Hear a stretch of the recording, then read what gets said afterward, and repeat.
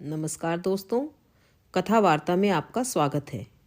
आज प्रस्तुत है मालती जोशी जी की कहानी धुली हुई उदासी। वाग निश्चय में चढ़ाई हुई नारंगी रंग की जरी की साड़ी को मैं देर तक हाथों से पुचकारती रही, गालों से छुआती रही। ससुराल से मिली यह पहली ही साड़ी थी, पर उस समय मन भर कर देख नहीं पाई थी, क्योंकि छोटी मामी ने देखते ही उपेक्षा से मुंह फेर लिया था और मौसी ने मुंह बिचका कर कहा था, हार्डली 35 रुपए की होगी। इसलिए मैंने भी उदासीन भाव से परे रखती थी, लेकिन अब गोद में लेकर बैठी हूँ, क्योंकि घर में कोई नहीं है। सब सीमांत पूजन को गए हुए हैं। घर में दो ही प्राणी हैं, एक मैं, कल के समारोह की दुल्हन, दूसरी नानी माँ, जो चूल्हे के पास कुछ खटर पटर कर रही हैं। आते ही सब लोग खाना मांगेंगे। दिन भर खपकर जो बनाया गया वह सब तो बारात के लिए भेज दिया गया है। बारात? हाँ, हंसी तो आती है। कुल जमा 5 आदमी ही तो आए हैं। वर के माता पिता, भाई भौजाई और एक बहन। पर इतनों का किराया भी तो हम लोग नहीं दे सके। 2-3 बार ढंग का खाना खिला दें, यही बहुत है। मामा की साली के घर में उन्हें टिका दिया है। जितने बाराती हैं उतने ही घराती। मौसी मौसा आए हैं। मौसा जी की वकालत कुछ चल निकली है। इसी से मौसी दिन भर चाय और खाने पर नाक भौं सिकोड़ती रहती हैं। अपने गहने और कपड़ों का प्रदर्शन करती रहती हैं। पर कभी मामी से यह नहीं कहा, भाभी आज तुम ये साड़ी पहन लो।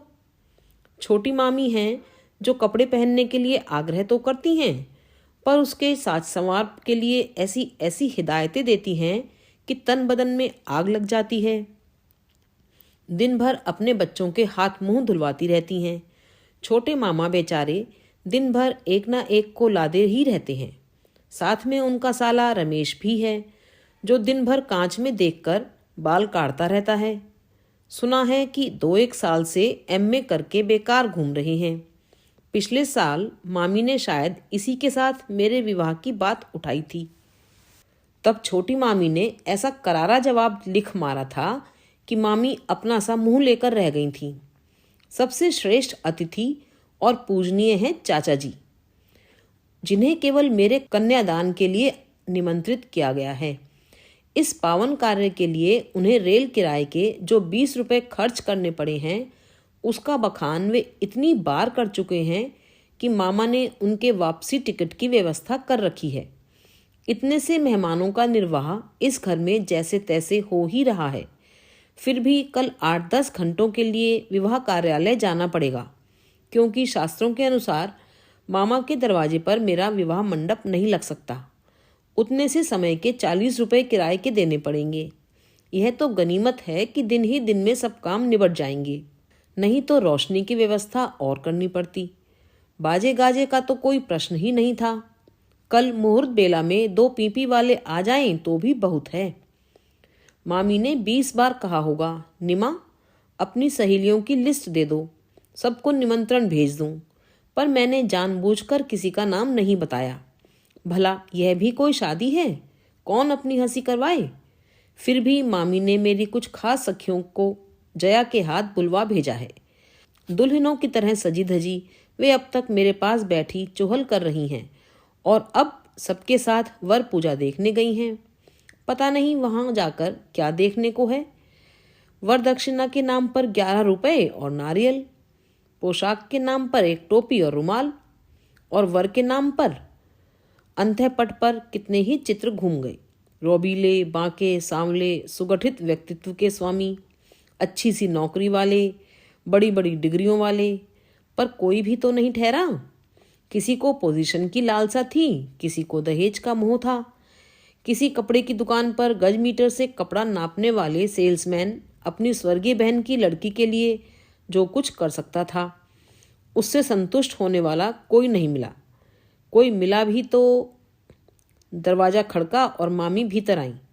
उनके हाथ में वे रीते थाल थे, जिनमें वे नाश्ते और हल्दी कुमकुम का सामान लेकर गई थीं। उनका चेहरा बेहद उतरा हुआ था। मेरा कलेजा धड़क उठा। क्या यहाँ भी कुछ? पर वधू सुलभ लज्जा से मैं पूछ न सकी। प्रतीक्षा करती रही कि नानी अवश्य कुछ पूछेंगी, पर उनकी धुंधली आंखों को मामी के चेहरे के उतार चढ़ाव भला कहाँ नजर आते। आखिर न रहा गया तो साड़ी को गोद से उतारकर मैं रसोई में आ गई। नानी ने सोचा कि मुझे भूख लगाई है, पुकार कर बोली, अरे सुन तो, जरा एक रंगोली की लकीर को खींच दे, लड़की खा पी कर तो सो रहेगी, तुम्हारी पंगत तक तो इसे 12 बज जाएंगे। मामी ने निशब्द ही एक रंगोली की बेल बना दी। पड़ोस से मांगी हुई स्टील की थाली में खाने के साथ एक लड्डू और एक गुजिया भी रख दी गई। अब मुझसे रहा नहीं गया, पूछ ही लिया, मामी क्या हुआ? क्या फिर मौसी ने कुछ कह दिया? तुम इतनी उदास क्यों हो? लेकिन जवाब दिया नानी ने, पगली, तू घर छोड़ रही है ना अंकल, इसी से उदास है बेचारी। कहते कहते उनका गला भर आया। मेरी भी आंखों में आंसू आ गए। मामी खींच कर बोली, ओहो, लड़की को खाना तो खाने दिया होता। अपने स्वर की असाधारण तेजी पर वे खुद ही सहम गईं। मुझे उन दोनों का मन रखने के लिए खाने का नाटक करना ही पड़ा। मैंने मुश्किल से 4 कौर खाए होंगे कि मौसाजी आंधी की तरह घर में घुस आए। गरज कर बोले, अम्मा, मैं पूछता हूँ कि गंगाधर को यह क्या हो गया है? मैं और नानी सहम गए। गंगाधर मामा जूते उतारते उतारते दरवाजे में ही ठिठक गए। मैं पूछता हूँ कि आप लड़की की शादी कर रहे हैं या मजाक कर रहे हैं? मौसाजी ठेठ वकीली लहजे में बात कर रहे थे। क्या आप जानते हैं कि यह कितने जोखिम का काम है, कितनी खोजबीन करनी होती है? यह थोड़ी ही कि जो भी मिला उसे ही पकड़ा दिया। अरे आपको अनुभव नहीं है तो हमसे पूछते, कहते। आप तो जानती हैं कि 3 लड़कियों की शादी कर चुका हूँ। पूछने पर 100 ठिकाने बता सकता था, पर यहाँ तो किसी को कुछ गिनते ही नहीं हैं। But the poor girl suffers, छोटे मामा ने दयाद्र होकर कहा। जरा भी तो स्मार्टनेस नहीं है, छोटी मामी भिनभिनाई। And he is not even a graduate, मामा के साले साहब ने पुट दिया। मैंने सुना है कि लड़का दुहेजू है। ईश्वर जानता है भैया की आत्मा को कितना कष्ट हो रहा होगा। ये शब्द थे श्रीमान चाचा जी के, जो दुपट्टे के छोर से आंखें पोंछ रहे थे। आरोपों की इस झड़ी से मामा और मामी निश्चल अपराधी मुद्रा में बैठे थे। नानी शून्य दृष्टि से देख रही थी। मेरी आंखें थाली में पड़े महिम लड्डू के प्रतिबिंब पर जम गई थीं। अभी शाम तक मेरा मन इस विवाह के कारण अपने प्रति करुणा से भर उठा था। इस समय उन लोगों के वाद विवाद से मेरा सिर चकराने लगा। ऐसा लग रहा था मैं किसी मझधार में डूब रही हूँ और किनारे पर खड़ा हर व्यक्ति मुझे उबारना चाहता है। उनका यह दंभ, यह दिखावा अब मन को जैसे कचोटने लगा। मौसी, जो चलकर आने के कारण हाफ गई थीं, अब तक चुपचाप खड़ी थीं। अपनी कांजीवरम साड़ी को गर्द भरी दीवार से बचाते हुए बोली, अरे बेटा गंगाधर, शादी बड़ी जिम्मेदारी का काम है, हर किसी के बस की बात है भला ये। तू बड़ी बहन जानकर मुझे लिखता तो मैं वहीं बुलाकर इसका ठाठ से ब्याह रचा देती। तूने बस एकदम ही तैयारी कर दी। ऐसे कहीं शादी होती है? भला कौन इसे शादी का घर कहेगा? एक बाहर लगे हुए गणेश जी को छोड़कर और क्या किया गया है? इसी बहाने रंग रोगन हो जाता तो घर चमक उठता। आज 2 पीपनी वालों का भी इंतजाम नहीं हो सका। सारे काम जैसे सूने सूने ही लगे। संस्कार तो बेटा एक ही बार होता है। मैंने तो सुना है कल बारात भी तांगे में ही निकलेगी। ये काम तो तुझे जीजाजी से कहने थे, फर्स्ट क्लास इंतजाम हो जाता। तुम हमेशा पॉइंट से बहक जाती हो। भला क्या बात हो रही थी और तुम्हें टीम टॉम की पड़ी है? मूसाजी बोले। अब लड़का पसंद नहीं है तो क्या शादी रोक दोगे? क्यों नहीं, अभी क्या बिगड़ा है? अभी 12 घंटे हैं। निमा अब भी विचार करके हमें अपना फैसला बता सकती है। देख रही निमा, तू चाहे तो कल ही मैं तुझे अपने साथ ले जा सकती हूँ। कुमुद कुसुम के समय की 1-2 लिस्टें अब भी घर पर हैं। मौसी ने मानो अपना वरद हस्त मुझ पर रखते हुए कहा। इन सब के बीच मेरा दम घुटा जा रहा था। हर कही हुई बात के 100 प्रतिवाद मन में उमड़ घुमड़ रहे थे। तभी मामा बोले, मामा जिन्होंने जीवन में कभी किसी से कोई अपशब्द नहीं कहा था, किसी से अपशब्द नहीं सुना था, भर्राई आवाज में बोले, निमा, ईश्वर साक्षी है, मैंने अपनी शक्ति भर तेरे लिए सब कुछ किया है, लेकिन बेटा इससे अधिक शक्ति मेरी नहीं है। तुझे अगर सचमुच यह शादी पसंद नहीं है तो तू जीजी के साथ पूना चली जा। तेरा कल्याण हो, यही तो मैं भी चाहता हूँ।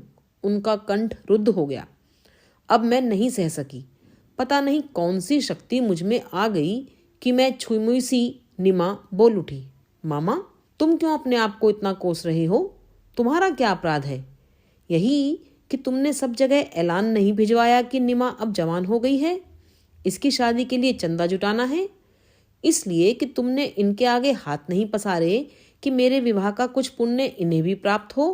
इन लोगों से कहो कि तुम समर्थ हो, तुमने मेरे लिए वह सब कुछ किया है जो एक बाप अपनी बेटी के लिए करता है। मैंने यहाँ क्या नहीं पाया है, रूखा सूखा ही सही पर भरपेट खाया है, मोटा झोटा ही सही पर शरीर भर पहना है, जैसे तैसे भी हो जरूरत भर पढ़ भी लिया है। तुम्हारी अपनी ही बेटी होती तो तुम अधिक क्या कर सकते थे, बोलो तो? मामा अवाक होकर मेरा मुंह देख रहे थे और सब भी शायद मुझे ही देख रहे थे। मैंने उनकी तीखी नज़रों की चोट से तिलमिलाकर कहा, मामा, तुम इन सबसे कह दो कि राखी भाईदूज पर 2-4 रुपए भेजने से और साल 2 साल में एक आध उतरी हुई साड़ी देने से ही कर्तव्य समाप्त नहीं हो जाता। लड़की को पालने के लिए और भी कुछ करना पड़ता है। मौसाजी से कहो कि शादी की तैयारी पाउडर की चाय नहीं है कि पसंद ना आने पर फेंक दी। इसमें समय और रुपया लगता है, तपस्या करनी होती है। मौसी से कह दो कि हमारे पास भी लंबी लंबी सूचियां हैं, पर बड़े ठिकानों को तोलने के लायक रुपया हमें कहीं से नहीं मिला। और ये भाई की आत्मा की दुहाई देने वाले हमारे चाचा जी हैं। क्या उस दिन उस आत्मा ने आवाज़ नहीं दी थी जब मेरी विधवा माँ की 8 साल की बच्ची को भाई के टुकड़ों पर पलने के लिए भेज दिया गया था? और तुम कहते हो मामा कि ये सज्जन मेरा कन्यादान करेंगे, जबकि इसका अधिकार सिर्फ तुम्हें है, सिर्फ तुम्हें। कहते कहते मैं फफक कर रो उठी। अब तक सारा कमरा खाली हो गया था। मेरा कांपता हुआ सिर मामी की गोद में था। वे मेरे आंसुओं से भीगे मुख पर हाथ फेर रही थीं। उस स्पर्श में कृतज्ञता छलकी पड़ी थी। कल का दिन एक अनिर्वचनीय गरिमा से भर उठा था। अभी आप सुन रहे थे मालती जोशी जी की लिखी कहानी धुली हुई उदासी।